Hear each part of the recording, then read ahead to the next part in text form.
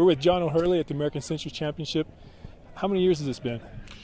Well, I played in the original one back in 1990, 91, was it back there? I don't know. It was we were still all wearing monk robes at the time. It was a brand new sport.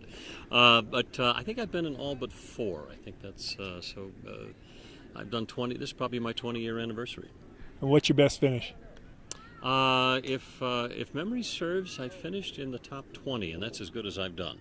And I think at the time we maybe have had 20 guys there. I don't know. This is a pretty challenging course. You know, it is, and it's every year you come up here with your game, and hopefully the best it can be, and you get up here, and all of a sudden the nerves creep up, and the shoulders right up a little bit higher, and it becomes a different game, and you start to realize that there are people out there that can do this every day, that can turn the body into a machine and have replicating shots all the time, and that's why we look at our PGA pros and admire the work that they are able to do every day.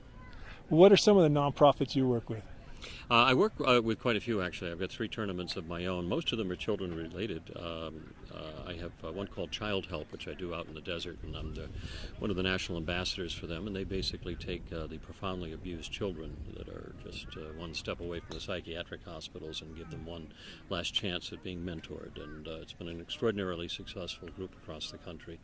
And we have 2 enormous shelters across the country where they basically the kids go there to live for the rest of their lives because they've got to be mentored, and those scars never go away, sadly. I also deal with a charity that I have, the Sonoma County Children's Charities, where we fund all of the children's charities up in the Sonoma County area. I've become very close to that area of recent. I'm a wine lover and a wine drinker, and so we've given back quite a bit to the community there at Mayakama Country Club. And then the last one I have, and probably the largest and my favorite really, is Golfers Against Cancer, which is we started this about 12 years ago, and we've raised about $50 million for these seed projects for cancer research. We fund them 100% and give them the money that they need to get that first idea off the ground, the $50,000 to $100,000. And it's the 5,000 projects we've started. There's over 1,200 of them that are accepted cancer regimens right now, so it's been very gratifying. Sounds like you're doing a lot to help a lot of people in a lot of the communities. Well, golf is an easy forum to use as a way to raise money. It's usually a group of gentlemen that gather, and gentlemen, just by the nature of being gentlemen and gentlewomen, are given towards giving back. Now, something I noticed, I was reading your bio. Did you train yourself classically? I know you've done some classical. Is it music and singing?